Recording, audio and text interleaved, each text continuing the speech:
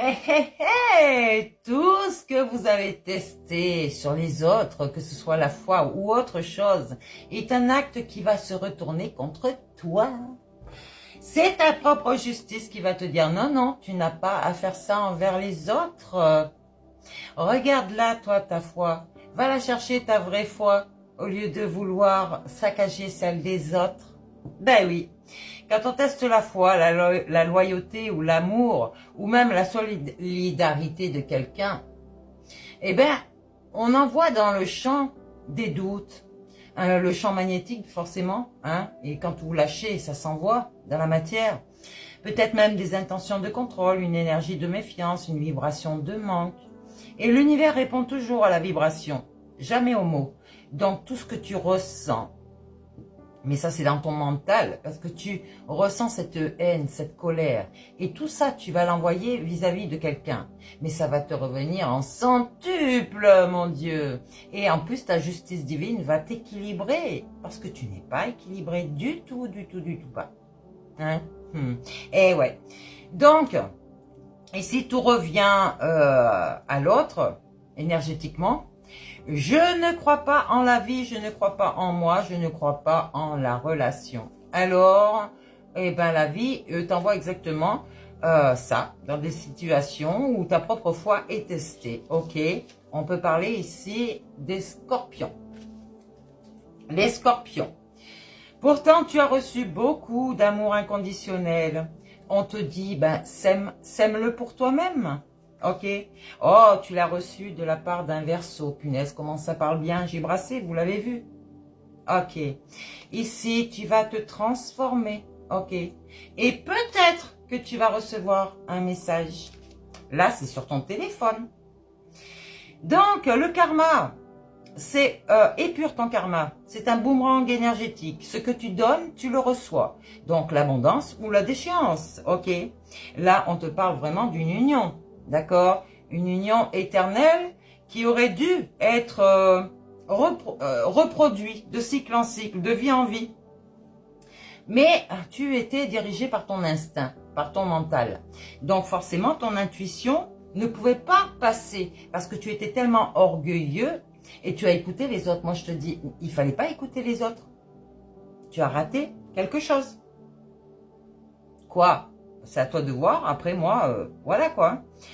Alors, on te demandait de t'équilibrer ici, dans ta propre maison, tout seul, à faire un nettoyage énergétique, dans ta solitude. Tu n'as pas écouté parce que tu as peur du silence. Tu as voulu tout le temps être dans le bruit, te faire reconnaître. Tu n'as pas confiance en toi, ça veut dire qu'il faut que les autres te disent que tu es bien, que tu es beau, que tu es ci, que tu es là. Parce que tu ne le sais pas toi-même. Donc forcément, maintenant, tu es dans l'humiliation parce que tu as fait des choses qui étaient malsaines. J'allais dire diaboliques. Ok? Esprit démoniaque. Tu es le diable. Mais tu as préféré nourrir ta part sombre, ton mental. Donc, je peux parler à une balance ici.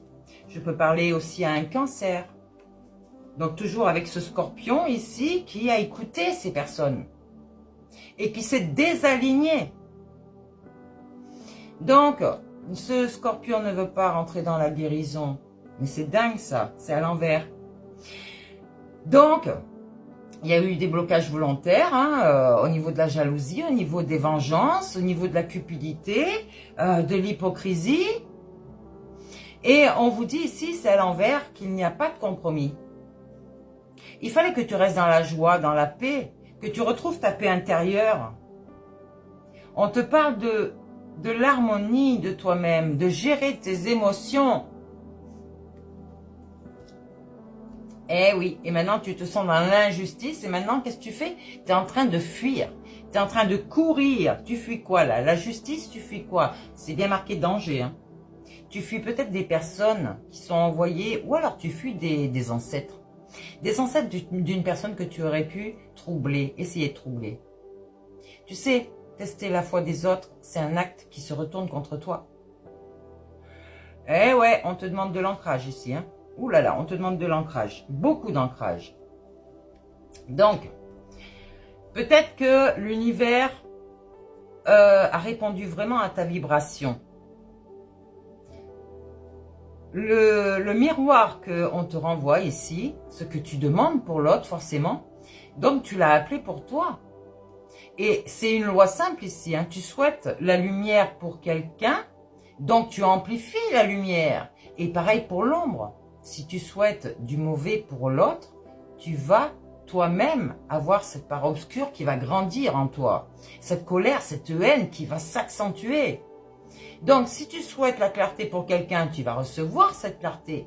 Mais si tu envoies l'inverse, tu reçois exactement ce que tu demandes. Donc, je vous laisse à tout un chacun ici de voir si vous voulez vous guérir ou pas. Parce que là, je suis en train de faire un programme pour vous guérir. Donc, c'est que je suis moi-même guérie. Tu sais, je ne m'identifie plus à mes blessures. Moi, mes blessures, elles ont formé une cicatrice, d'accord? Une cicatrice qui est visible, mais à peine visible. Eh oui, donc le retour vibratoire est immédiat, c'est le karma. Pourquoi as-tu voulu tester l'autre pour attirer le retour négatif à toi-même? C'est ça que je comprends pas. Soit tu ne sais pas comment fonctionne la véritable vie, ok? Soit tu n'étais pas conscient de qui tu étais et de ta connaissance et que tu ne savais pas. Voilà pourquoi dans la Bible c'était marqué « Pardonne-leur, ils ne savent pas ce qu'ils font ». Alors le pardon, c'est pour se libérer soi-même, d'accord? C'est pas demander pardon pour retourner avec une personne, hors de question. Cette personne-là va agir depuis la peur. Donc forcément, il va chercher à provoquer une réaction, à manipuler subtilement la réalité et vouloir vérifier au lieu de faire confiance. Donc on va vouloir imposer un scénario forcément au lieu de laisser la vie circuler, hein, et cette vibration va créer un champ justement de désalignement pour cette personne, et c'est ce qu'il y a eu, totalement pour vous. Donc, quand la vie vous montre votre propre désalignement, eh ben, vous vous sentez jugé, vous vous sentez testé, vous vous sentez abandonné, vous vous sentez trahi et vous vous sentez instable. Je ne parle pas des personnes qui ont manipulé, mis en scène quelque chose ici pour faire croire aux autres qu'ils n'étaient pas la personne qu'ils montraient. Ne vous mélangez pas les pinceaux, hein, je ne parle pas à tout le monde ici. Je parle à des gens qui ont voulu manipuler quelqu'un qui était dans son abondance et dans sa lumière, et en fait, qui ont voulu tout perturber pour lui faire croire à un karma négatif, alors que c'était pas vrai. Donc, cette personne a volontairement mis à distance tout son entourage, hein, sur la liste de mon téléphone, par exemple, pour moi-même, quelqu'un, il se reconnaîtra, cette personne a mis son téléphone sur son ordinateur pour prendre tous mes contacts et appeler les contacts un par un, avec l'aide d'une autre personne, ce qui a engendré dans ce groupe quelque chose de très maléfique, n'est-ce pas? Donc, la foi véritable ne teste jamais. La foi mature dit « je n'ai rien à prouver, je n'ai rien à vérifier, je n'ai rien besoin de contrôler. Je laisse la vie me montrer ce qui est juste. » On écoute les autres et on ne parle pas. Parce qu'on sait déjà et on voit tout. Ça sert à rien. Pourquoi vous voulez essayer de prouver quelqu'un qui n'est pas stable une vérité? Les vidéos que je fais là, c'est pas seulement pour une seule personne. C'est pour un groupe.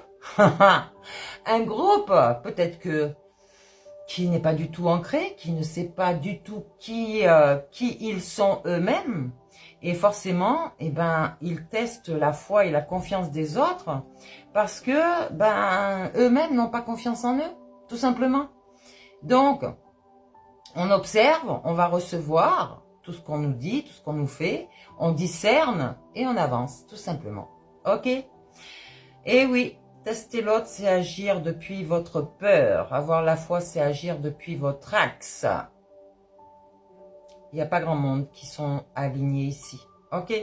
Même dans ma communauté. Le retour positif est quand tu aimais depuis l'amour et pas depuis la peur. C'est clair? Ok. Tout est renvoyé.